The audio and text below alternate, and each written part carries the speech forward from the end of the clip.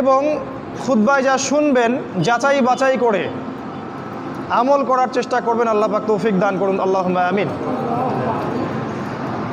আল্লাহ রাব্বুল আলামিন পবিত্র কোরআনুল কারীমের সূরাতুল আম্বিয়া এর 1 নম্বর আয়াতে বলেছেন, ইকতারাবা লিন-নাসি হিসাবুহুম, মানুষের জন্যে তার হিসাব নিকাশের সময় খুব ঘনিয়ে এসেছে, কাছাকাছি চলে এসেছে। ওয়াহুম ফি গাফলাতিন মুরিদুন, অথচ মানুষ তার এই হিসাব নিকাশের ব্যাপারে গাফেল, পরকালের জীবন সম্পর্কে মানুষ গাফেল, উদাসীন। আল্লাহ পাক আরও বলেছেন সূরা কমারের 1 নম্বর আয়াতে, ইকতারাবাতিস সাআহ, কিয়ামত নিকটবর্তী হয়েছে। ওয়ানশাক্কাল কমার, এবং চাঁদ দ্বিখণ্ডিত হয়ে গেছে। আপনি যে চাঁদটাকে দেখেন রাতের বেলা আকাশে, এটা 2 টুকরা করা আছে। কাফেররা আমাদের নবীকে জিজ্ঞাসা করেছিল, আপনি যদি নবী হয়ে থাকেন তাহলে একটা মোজেজা দেখান, মানে অলৌকিক কিছু দেখান।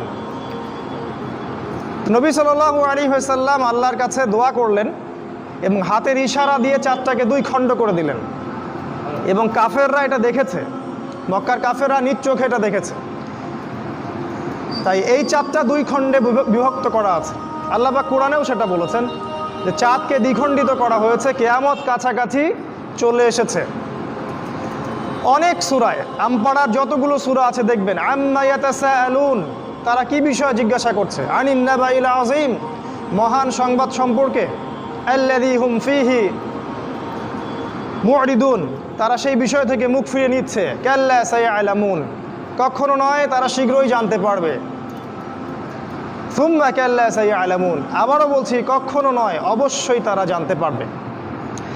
সূরা তাকাসুরের মধ্যে এমন কথা আছে, সূরা জিলজালের মধ্যে আছে, সূরা হজের মধ্যে আছে। আল্লাহ পাক বলেছেন, ইয়া আইয়ুহান নাস, হে মানব জাতি, ইন্না জালজালাতাস সাআহ শাইউন আযীম, কিয়ামতের ভূমিকম্প প্রচণ্ড শক্তিশালী ভূমিকম্প।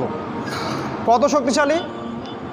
আল্লাহ পাক বলেছেন, কিয়ামতের ভূমিকম্প শুরু হওয়া মাত্রই যে মেয়েদের গর্ভে সন্তান আছে, এই সন্তানটা খালাস হয়ে যাবে এবং মা তার সন্তানকে ফেলে পালাতে থাকবে, তার হুঁশ থাকবে না। এটা কিয়ামতের এত বিভীষিকাময় অবস্থা।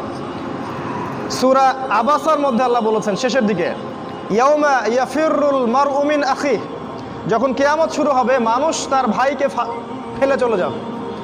ওয়া উম্মিহি ওয়া আবি, তার মাকে ফেলে চলে যাবে। ওয়া সাহিবাতিহি ওয়া বানি, সন্তান বাবাকে চিনবে না, স্বামী স্ত্রীকে চিনবে না। ইযা জুলজিলাতিল আরদু জিলজালাহা, যখন কিয়ামতের ভূমিকম্প হবে।